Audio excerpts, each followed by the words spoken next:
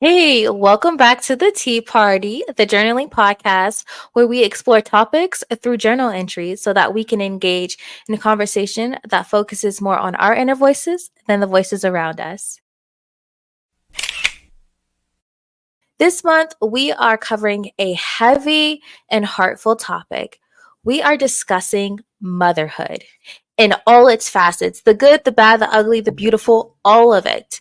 And so I have some brave souls that have volunteered and opened up to be part of the discussion this month.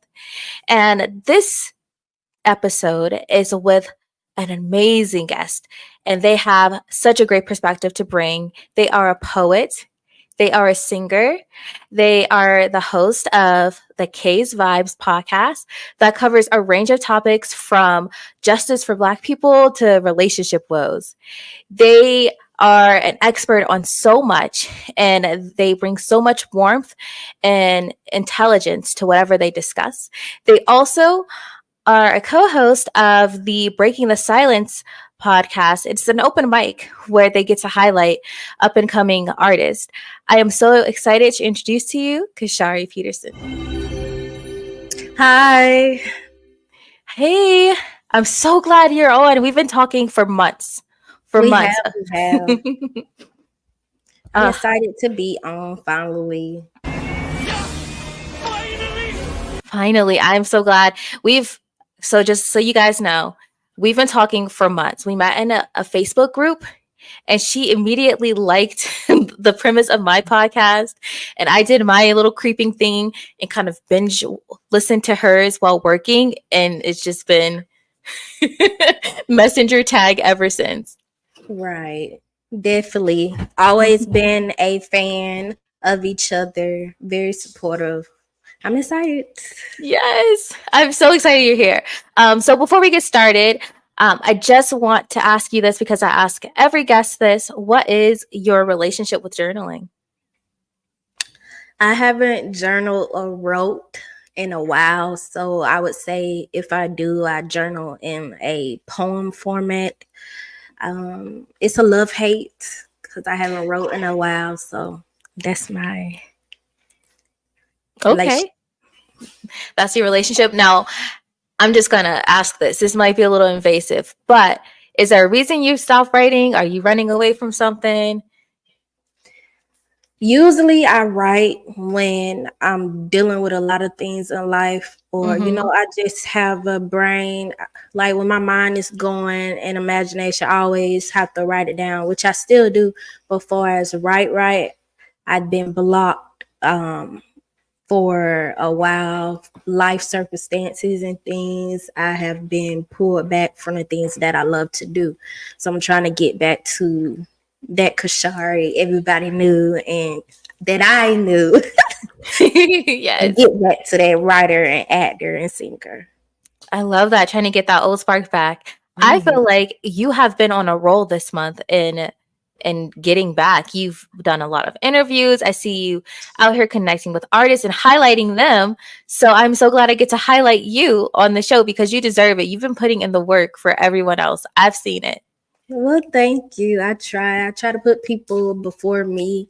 And sometimes I'll try to be selfish too, which I'm learning to be selfish, but I like to include people, so this is exciting. Yes. You're the type of person that when you're winning, everyone around you and your trajectory wins. So just think of it like that. Don't even think of it as selfish. You're just leveling up the whole circle. Yes, I definitely do. I'm gonna look at it that way. Thank you for telling me that. Yes, of course. You need to know. I've been seeing you. I've been seeing it.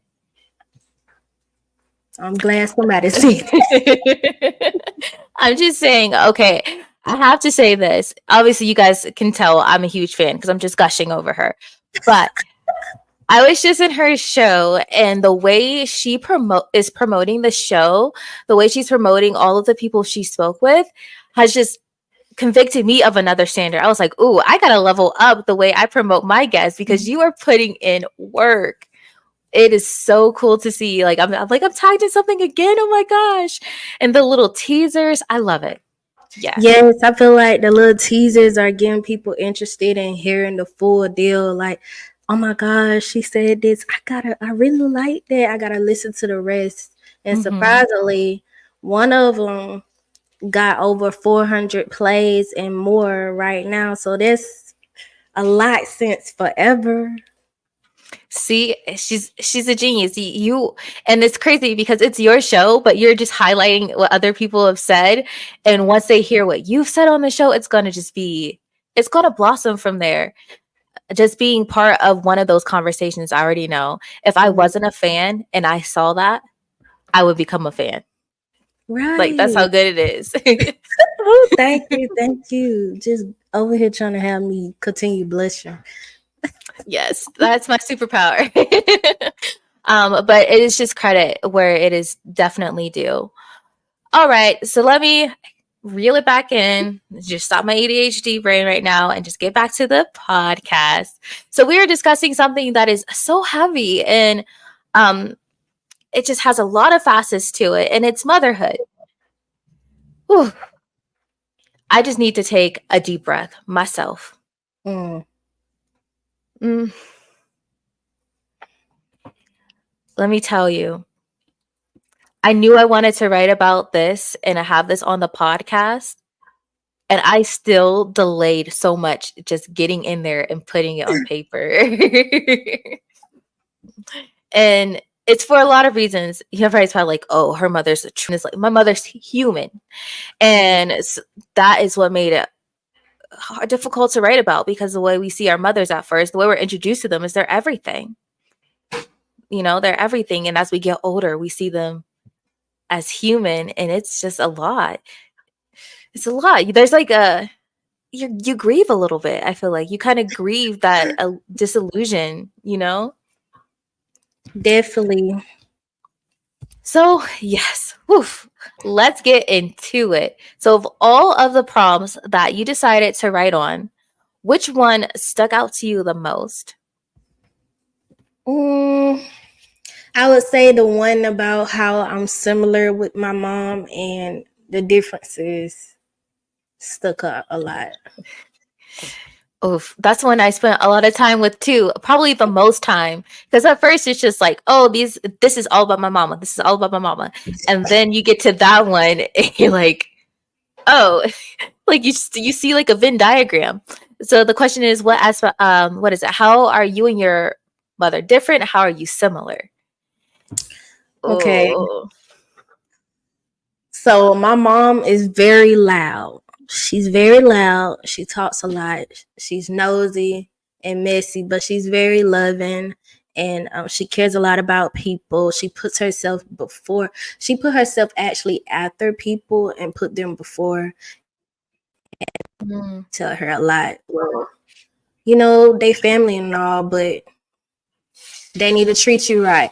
And so with that same thing coming to mm-hmm. me, I find myself sometimes loud or sometimes putting myself behind people.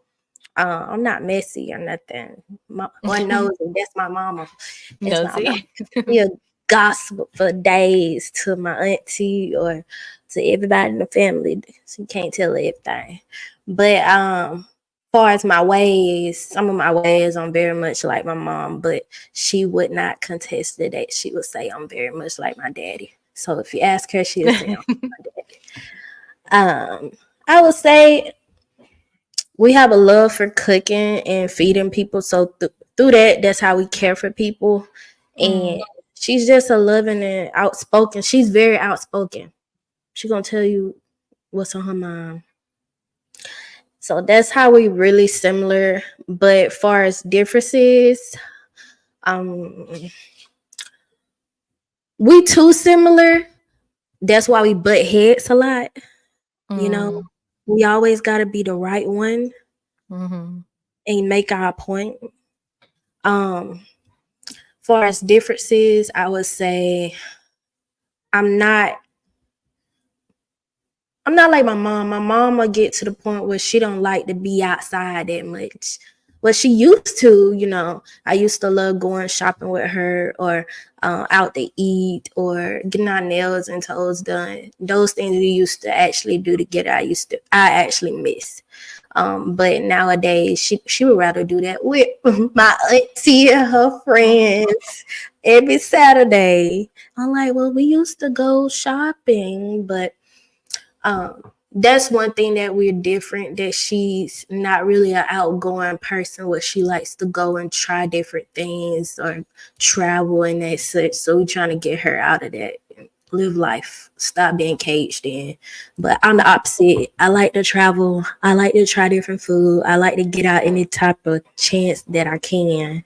So with that, that's what I say, that I'm very different, and I'm very blunt. She not though, but Yeah. I don't care what people think. I try to care. I mean, you just got to get that truth out. But you did say that she was outspoken. So maybe how she utilized her voice just helps you and convicted you to use yours even more bravely. I can't go with the word strongly, with more conviction. strongly, Hmm? strongly with more conviction. Yeah, Yeah. strongly with more conviction. And I love that you actually explored that, because that was when it hit me. Even when Mm-hmm. I'm a mother now, so even when I'm raising my children, I see and I hear my mother in me all the time, and I'm like, oh my gosh, it's Sandy, you know. um, but it's important to know that so much of what they struggled with, or they're battling, indirectly kind of impacted us, and we carry that too. Most definitely, growing up, you don't really notice it until you come out the house and become an adult yourself, about the challenges and everything, and how they did things really was part of how did they need to raise their family and push through things. I really think my mama really raised me to be a decent human being, the best person that I can be. And some things I can't really fault her anymore for, because we never know what our parents went through growing up or how they was raised and as such. And if there is not a guideline or a book on how to be a parent, I mean, everybody is not. So I can't fault my mom, but I can fault accountability. So once you get older and you actually sit down and talk to your mother, which I haven't got there yet, then I would like accountability. That's about it. Oof, and that's hard. It's hard telling your mother about herself, like coming to her from as one adult to another. But it's like, if we want Mm-hmm. our relationship to continue to blossom, with me as my own person, me as someone who no longer needs you in that same capacity, but wants to be close to you, I need you to be honest about yourself, and we need to improve. That's a Mm-hmm. really difficult conversation. I've been having a series of conversations like that with my mother for the past maybe like 6 years now. Right. It's a process. It's a process. But the more time passes and the more I talk to her, the more I'm just starting to see her as human, because I'm growing up too. And my parents had me young. So I think about it like, wow, I'm 30 now. When my Mm-hmm. mother was 30, I was like almost 10, you know? So I could already talk back to her and things like that. My daughter, as smart as she is, she can't pop off the way I was popping off. So it's like, imagine someone, hitting puberty, and you're responsible for them at this age and virtually alone. So it's just, the older I get, the more perspective I have. But there are boundaries, and it's so hard to enforce those. It's so difficult to enforce those with your mother, because you don't want her to think you're ungrateful or anything. Child, don't bring up that word. I feel like I'm very mature and have been for a long time. So in any way or fashion, I've never been very disrespectful. Even if I caught myself feeling like that, I would apologize. But even growing up, I feel like in the Black community, they will use the word disrespectful, or you losing your days, when you're trying to speak up on things that need to be spoken up about, that's when they don't want to take accountability. That's why I say much accountability on both parts need to be played and talked about. Yes. Right. Anything that challenges them and makes them feel like they don't have the monopoly on the truth or rightness, they Mm-hmm. will take us disrespect. And it's like, no, honestly, I'm an Aquarius. If I don't respect you, I'm not telling you anything. Anything. I only tell people that I believe in, things that can improve or something that bother me. Because if I don't believe in you, I'm not even going to waste my time. But they will say that even as a child, I remember, Ephesians 6:1 being quoted Mm-hmm. endlessly, like, on your thy father and thy mother. And it's like, I'm not even trying to get smart with you. I'm just saying this is how I feel. Like, this isn't fair that you're doing a very different thing than what I can. But I also think they're caring a lot. I'm not sure about your mother, but my mother made so many sacrifices to provide for us and just to be like a first generation hustler, honestly, that she had to turn off a lot of part of herself to keep going.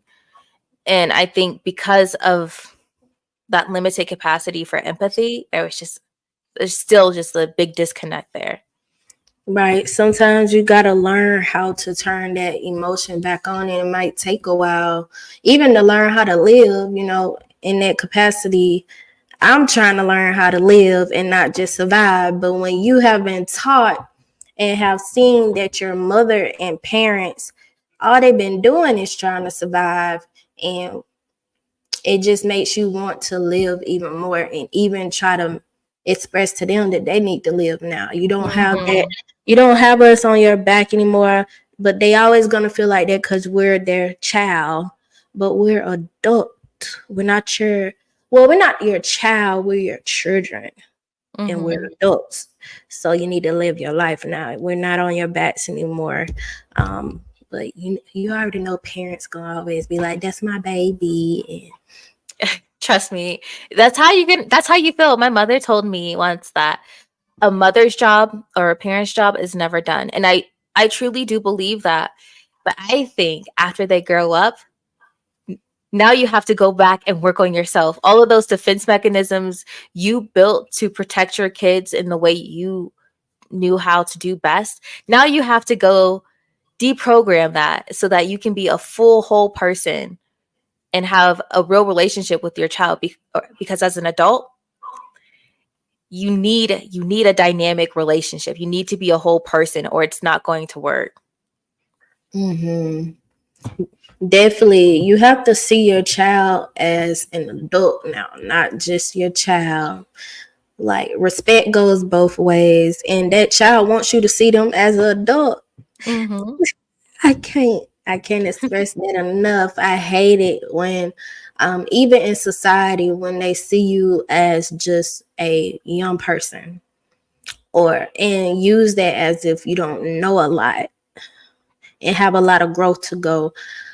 We all have growth that's needed at any Yep. time. It doesn't matter by age, but just know that I'm grown. I don't want to be called a child.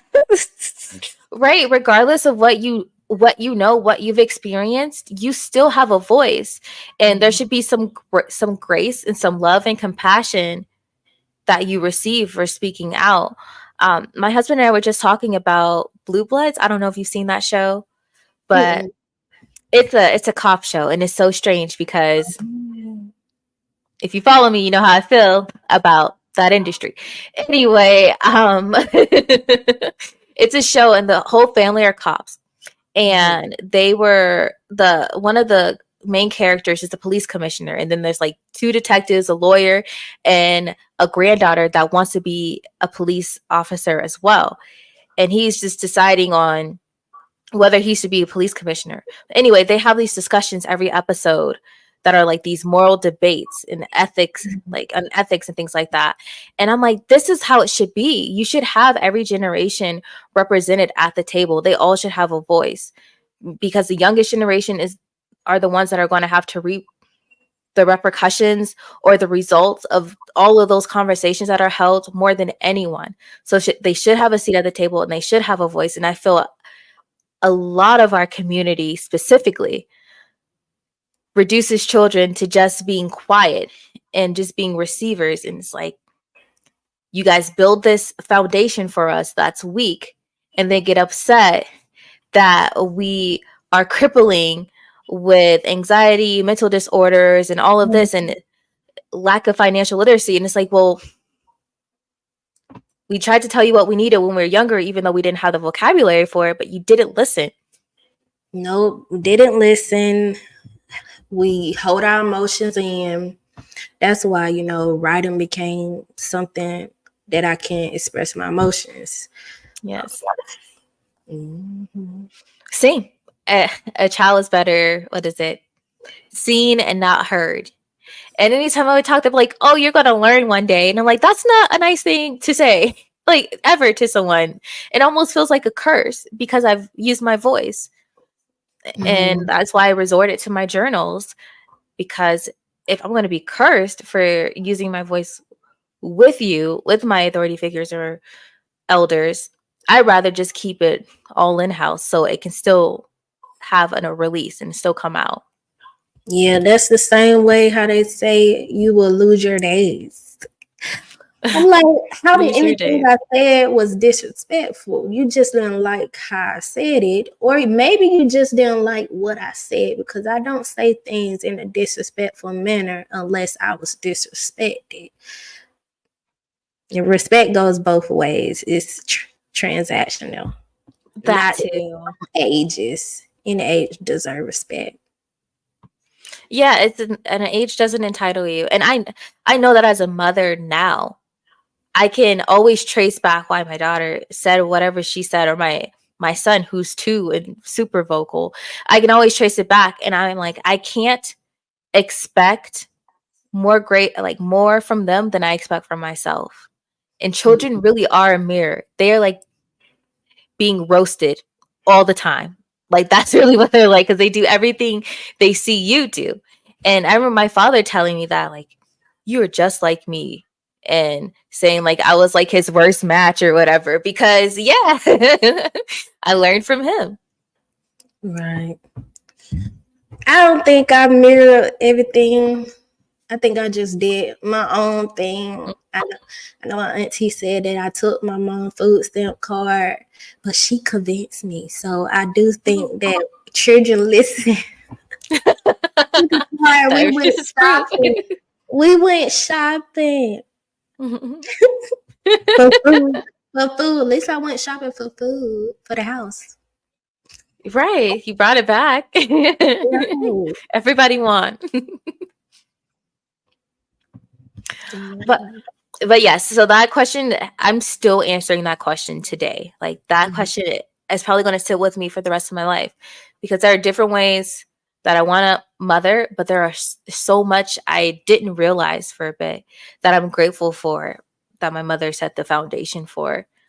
Mm-hmm. And that's why I say that question for last, because the first few questions is just like, it kind of goes in, depending on what your relationship with your mother is. It could have been like a very, very negative entries at all that time. And then when you go to that one, it brings it all back to self. Right. So I'm just curious, what is your one of the fondest memories of your mother? That one was the hardest one. I would say I used to hate that my mom would wake us up so early on Sunday morning, but then I started liking it because she would turn on music, her and my dad, and we'll just start cooking and get into a vibe. We bonding over, even though I don't want to clean, but she cooking. We cooking and we all in a good mood. Anytime where she's not fussing. Anytime when she's not fussing. Okay. It's a good day. So those are the most fondest moments. And I don't really, that's a hard question. I'm gonna be honest. That's a really hard question about the fondest moment. I just embrace any moment that I'm with my mom because you never know when those days are gone. I take that very far as my family, I take it as very important to me. I always have to try to be as close as I can. Even we have differences, I try my best because once they're gone. So when I think about that, that's about it far as the fondest times with my mom. I expressed that I loved going shopping with her and flea market shopping and getting Yes. nails done. We used to get our hair done at the same hair salon and everything. Used to get back in the day when the updos was in style with the little twist updo at the top. And I just thought I was shit. Oh, hair salons. I miss that. I live a country away from my mother. Like we're in the same country, but she's in North Carolina. I'm in Colorado. So I don't get to see her that often besides FaceTime. But I do Mhm. remember us getting our nails done, getting our hair done. I remember when she kind of tricked me into going to prom by having me Mhm. try on dresses just for fun and being like, okay, this is the one. She's Prom prom was fun. I think prom was more of my idea. I think when it came to senior year, everything was on me because I always wanted to have my own job. I was going to do this and that, to make sure my family was okay and didn't have the burden of paying for all those expenses. I just took it as if I'm gonna work hard and pay for my own dress. I think I spent like 100 or something, or 200 more, but I was so upset. The dress came the day before prom and it could not fit. what? Yes, I was upset. Wait, you're younger because I'm like ordering a dress. I'm not. I order everything. That's what my dad says. This is the generation who orders everything off a line. That's what you get because that's why it wasn't right. Well, I ordered my wedding dress, but they made me put in my exact measurements. And it had Mhm. like a corset build, so it was like it looked like it was tailor made for me, which to a degree it was. But I don't remember. I graduated in 2012, so I think it wasn't as hot yet to order online. There was no Wish, there was no Shein or Temu yet, so I don't know how that would have worked. I And want I to had order Temu. okay, Temu scares me. It do because I had ordered a carpet, a area carpet, and it came back looking like a doormat.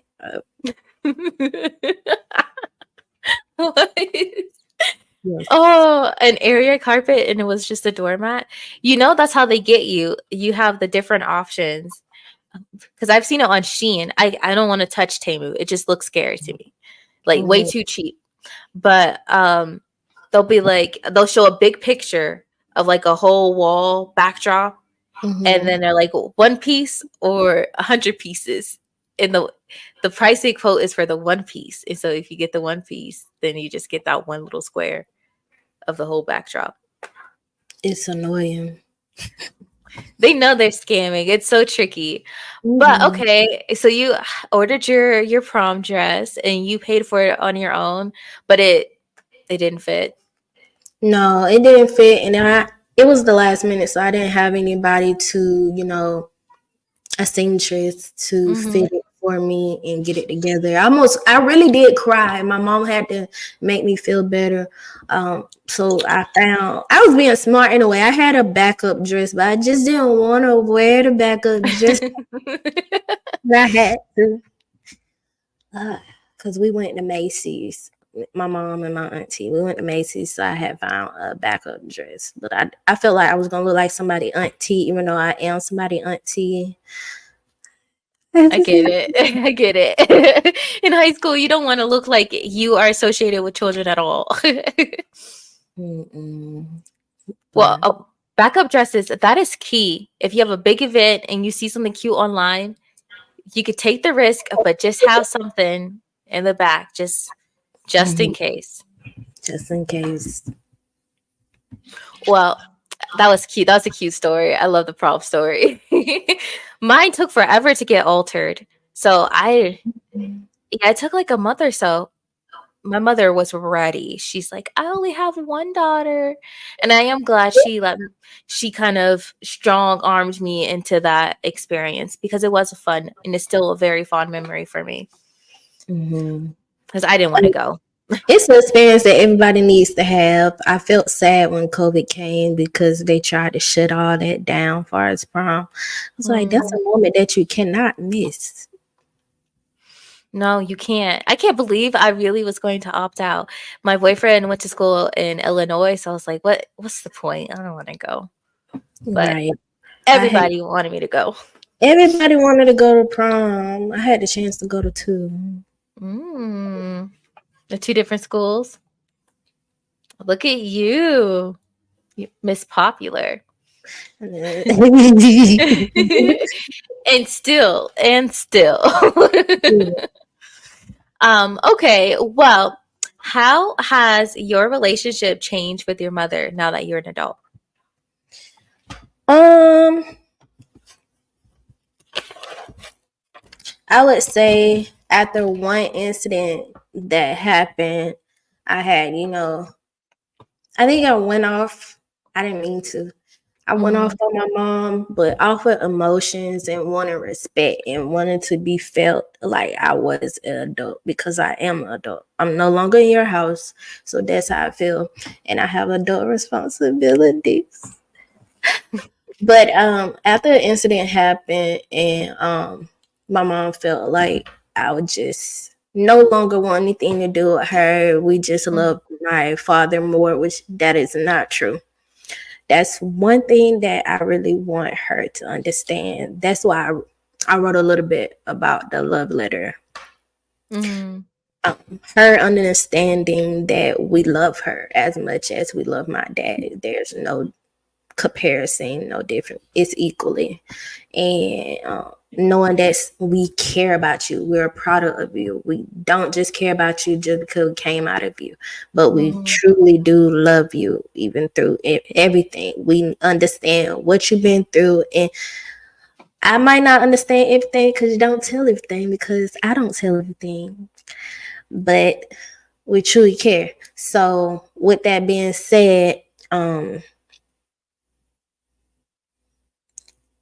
I just got brain farted. When it comes to my mom, it's just very sensitive topic. I just each day I just try to do better as far as the connection and relationship. Do you feel like it's all on you? No, I feel like she tried, Mhm. but me personally, I have to get comfortable with going to her about certain things.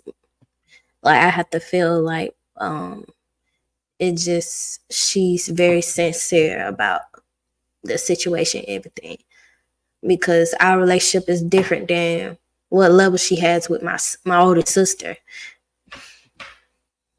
Okay, fair enough. So you just have to feel like you're safe before you can open up. Fully open up. Like Mm. I open up more with my father, but my brother open up more with my mom, so they're more closer. Okay, fair enough. I definitely can relate to that as far as my mother is trying the best way she knows how. Like she doesn't really know how. It's up to me. I'm the one who's kind of trying to revise and remix our relationship. So it is up to me to lead the way. But I hesitate so much because I don't want to offend her. I don't want to make it worse by what other guidance I have to offer. So I just am like trying to order my steps right so it can go well. Right, same. Sometimes I don't know what to say, or am I gonna be disrespectful or and as Mhm. such. So I just say nothing. Or Ooh. I just, Yeah, I just say nothing because I don't want to be seen as disrespectful or my point of view of things. But I think she's gotten that I have my own voice and that she'll consider what I'm saying. But that doesn't mean at times she's not going to say, well, this is disrespectful. Meanwhile, she just didn't like what I said. I will say this, especially as Black women, our mothers wanted us to have these voices. They just didn't know what it would entail for them. But they absolutely want us to be in the world with these voices. They didn't have any idea that it would not come back on them, but that Mhm. we would be true to our voice even when talking to them. I don't think they were privy to that. They didn't really think about that. They just wanted us to be empowered women. And so I try to think about that when I think about my mother. I'm like, the reason I have this voice is because she prayed for this. She instilled this in me so that I can be strong out there. Most definitely. I have this voice because of her, because my Yes. dad is very low key and keep to himself. So the voice had to come from her because she doesn't know how it was gonna come back. Yeah, and we're so grateful, but they didn't know. And that is really how it's supposed to be. I think about it all the time with my daughter. I know that she is going to give me the shock of my life because she's going Mhm. to take all the goodness I am pouring into her to the next level. She's going to be better at speaking and advocating for herself than I am. And that's what I want. But it also does mean I might she might tell me about my Most and definitely. I try to keep that in perspective. And who Because knows how a good. mother will tell you about yourself. I know my mom told me about myself the other day. She was like, this is not, you got to get back to the Kashari that I know and that you know. This is not you. I'll say it. How you know? How do you know? You've been observing that Hmm. I've changed. I say, she right. She's my mother. She know who I am. Yep. Exactly. And they do know there's so much love there. And I mean, I'm projecting. I know my mother, she made so many sacrifices and deliberate choices to put us in a good space. And Mm-hmm. but she was cutting herself and now it's like, okay, let's patch it up. Let's patch it up and keep walking, keep moving as a stronger, glowing person. And that's hard, especially when you've carried that so much on your shoulders for decades. Decades. To be like, oh, take those off. It's uncomfortable. You know, when you're like so used to having something on you Mm-hmm. and then you take it off and you feel kind of naked. You feel kind of lost. And so I'm trying to be graceful with her process. It's just hard because I need what I need. I'm like, I'm still the kid a little bit, you know? I want to come to my mom about things. And so I need her to be somewhere else. And she's not, but she's human. Well, yeah, sometimes I get sad, listen to other people's stories about their relationship with their mother and everything, but then, I can't really help, how things happen. I would say my mom still think of me as a child, so she would come to me as if I'm a child, and Mm. talk directly like I'm one. So that's one thing that I don't like, but she have her times where she's, changing changing it up. I can't really come to her as not a child, but a little bit, as a child, and just let her know how I feel truly when I was younger. I can only go to her as the adult that I am now and, project it to her. But she sees it a lot about how I feel by my social media on my Facebook. She stay watching my Facebook. I almost had to block her.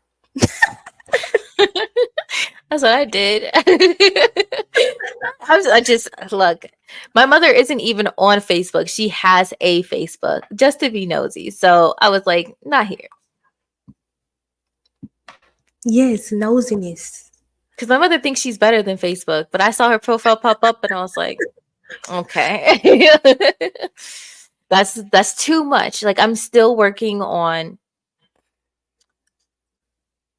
being everything with my mother. Like that's the one area of my life I feel I still kind of mask because I'm just so different than what she wanted me to be. There are a lot of things in me that I know she's happy about, Mhm. but I know she had this complete different image of what my life was supposed to look like, what my husband was supposed to look like, kids, all of that was supposed to look like. I don't even think she imagined me having a family. So it's just That- hard. That's hard when parents project onto you what they wanted for themselves. Like, you can only raise your child. You can't tell them how to Mhm. live their life. Please and don't, because you're gonna make yourself miserable and your child's gonna resent you a little bit because how are you gonna tell me how to live my life? Yeah, you can't tell me how to live my life. Now, my mom, Mhm. a husband or a house and kids, that was never projected on me, I would say, in a household. And that kind of affected me, because nowadays I'm like, I don't want to be a mother. I don't want to be a mother or a wife. Or I always thought about having my own home though. I drew it when I was a kid. I said I have this big old house and a gate and yard to play in. I guess it's just gonna be me playing I in the guess yard. so. That's okay. Nothing wrong with it. Right, 3 bedrooms. I just thought minimalist, Mm. realistic. I have always thought realistic, and I think that a lot of times parents project on you to you need to have a husband or kids and that such. But I just think you just should raise your child, and if they want that in their life, then you just be there to support them. You can't really tell them how to live their life. So when they do that, you kind of resent them or you fall back. So they need to just get the hint that just be there for your child in anything that they do and support it. Right. I It goes back to loving parents, praying, pouring into their children to be these strong, unapologetic people, but they still had some box that they thought what that looked like. And it's like, no, you completed your mission. Your prayer was answered, and this is what it looks like. This is what my strength looks like. The strength that you put onto me, the conviction and self-assuredness you put onto me, this is what it looks like. I've Mm-hmm. created my own wants, my own life for myself, and that's because of you. Love it. That's where I am personally. It's just like Mm-hmm. my mother didn't want children, and she was very open about that. Not in a like I didn't even want you guys, but she was very open about how her life drastically changed because she got pregnant and due to religion had Mm. to had to keep it, and but she does love us, sometimes she says we're the best thing that happened to her, but she made it very clear she didn't want kids. So I know when grew up and said I didn't want any children, she's like, okay, like, this is the universe kissing me, God, giving me a second chance through my daughter. Mm-hmm. But I'm still my own person. I'm not a second chance, I'm me. And I had so much love in my heart. It seemed like a no-brainer. Once I got to a healed space, I wanted a family, and now I have that, and I'm so happy to be here. But my mother never imagined me anchored anywhere, and that's where we fight. She thought I'd just continue to be a drifter. Mm-hmm. Well, she thought of you.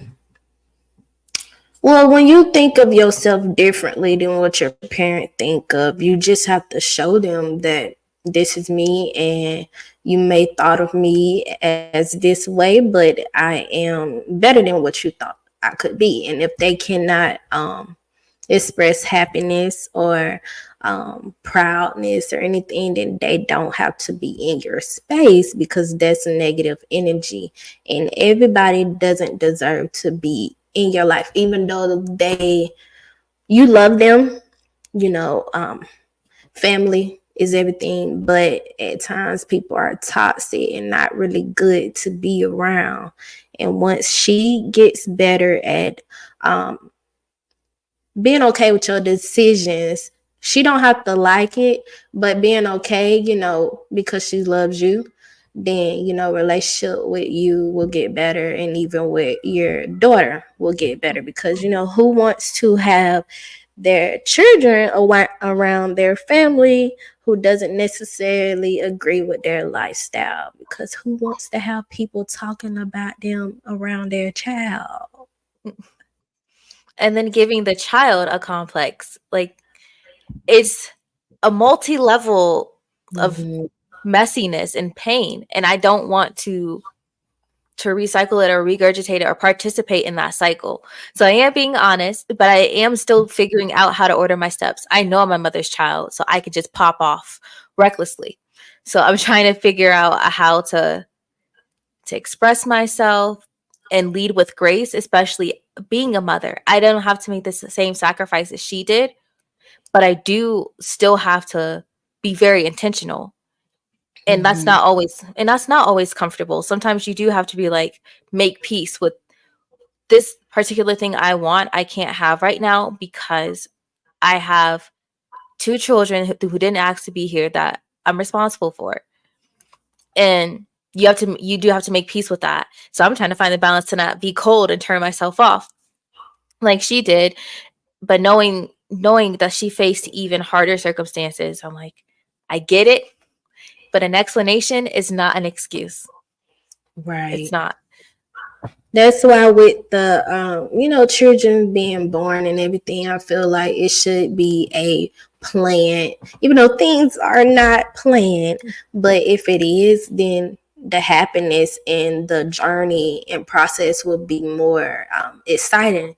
And you would tell your child that I really planned you. I was excited to have you, instead of I didn't plan this and you changed Mhm. my life and as such. Because who wants to hear that? And I've been told that story too. But it was a little bit funny. My mama did not plan us, and when she went to the doctor, they told her she was having not one but two children. She about felt like I was. Oh my gosh, I could not. I was laughing. That's wild to find out you're having a child, and then when you discover that it's not a child, it's children, and Mm-hmm. none of this was planned. Wow. None. Yeah, they thought they was done. Oh man, so you guys are really a surprise. Yeah, I get told all the time. Well, used to get told all the time by my sister and oldest brother. Y'all was not playing. No, they was not ready for y'all. Y'all was not playing. And she went to the doctor, and she did not think she was pregnant. She thought she was just sick.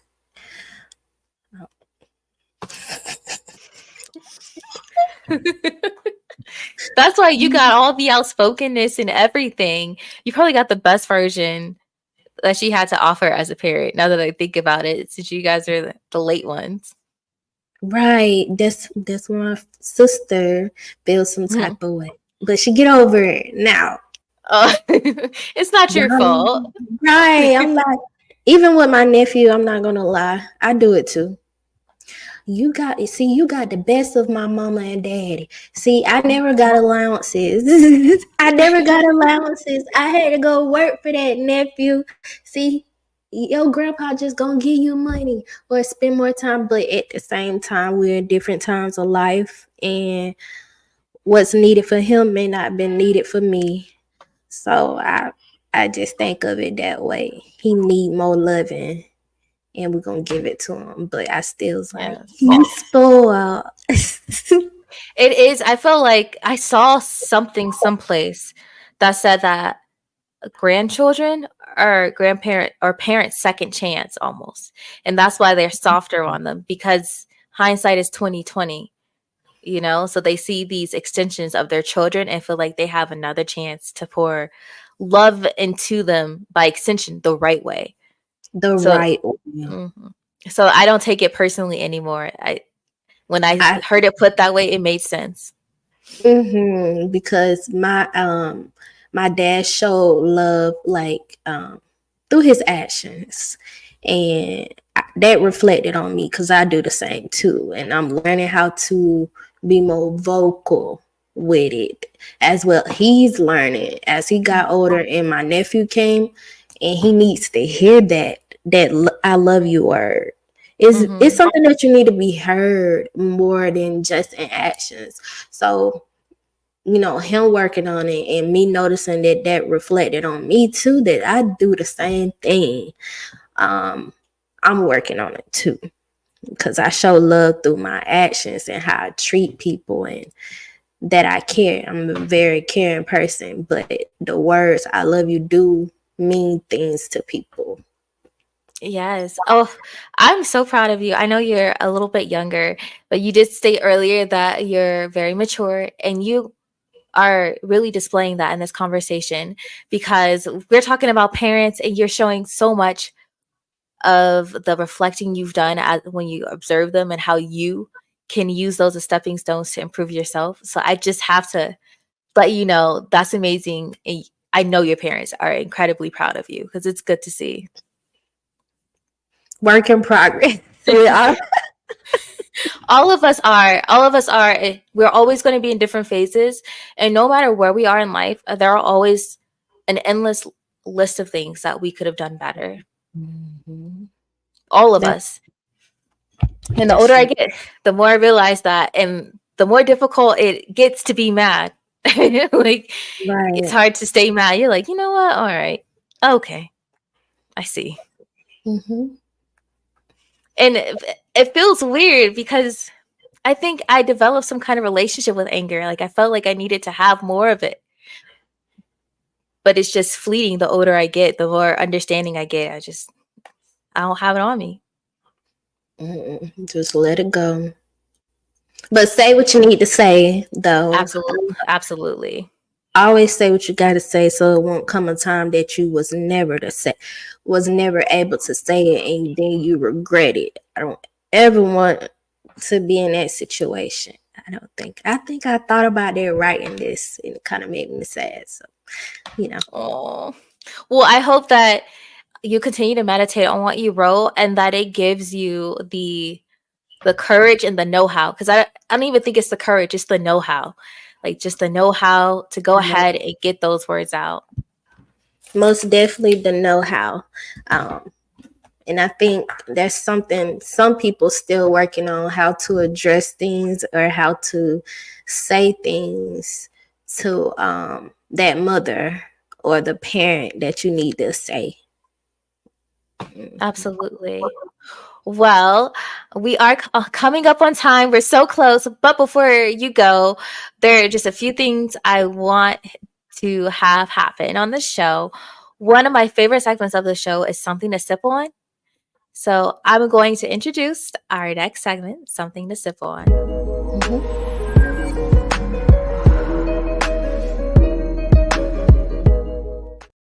All right, Kashari, this is where you get to stand up on your podium, get up on your soapbox, and you get to tell the audience something to sip on as it relates to our topic today. So, what is just a good gem when it relates to motherhood, coming to terms with your relationship with your mom, or parenting? What would you like them to sip on? I would say just have that one-on-one conversation with your mother about anything that you need to address, and maybe even if you have to get a median person in, not family, because sometimes, yeah, no Mhm. family, but a median person in to get that conversation over. Um, so that's what I would say. Always have that talk with your mother. I love it because for the most part, your mother wants to hear it. She just may not know how. So a third party is a really good suggestion because they can help bridge that gap so that everyone's aware that this is all in love and that it's supposed to be constructive instead of like a sparring match. Ooh, that was some good tea. That's a good something to sip on. Talk to your mother and bring in a third party. That way, it sets the right tone for the conversation. But your mother Yeah, does want to know. and it's very effective. Not detrimental, but effective. Yes, thank you so much. This has been amazing. I'm so glad that you came in for the heaviest topic of the season. um, and you were so truthful and honest and transparent. And I thank you so much for that. I know that the people that are listening are grabbing their journals, grabbing their phones or their notepads and writing and finding that courage and finding that reflection about themselves as well to have a discussion with their mothers. But Yes. before you go, you are doing a lot. We already talked about it. So I want you to let the audience know where you would like to be found and how they can support and keep up with you. All right, so you can support me by going to Facebook and typing in Kay's Vibes. It's KAY apostrophe S Vibes. I'm also on iHeartRadio, Amazon Podcast Music, and I'm on Spotify. And that's about it. I mean, you can look me up on Google, type in Kashari Peterson, and you will see everything about me, even my book that I wrote 5 years ago. Okay, just being quiet about that. Well, you heard it here. You can find her at Kay's Vibes or just Google search Kashari Peterson. I also will have her contact information in the show notes for all of you that are visual textual learners. And you can find us at Verbal Tea Time on Instagram and TikTok. And you can search Verbal Tea on YouTube, Spotify, Amazon Music, iHeartRadio. I think that's it. Anywhere you stream podcasts, you can find us at Verbal Tea. Until next week, I hope you guys reflect on your relationship with your mother and lead with love in all difficult conversations and have a great, great rest of your week. Bye. Bye.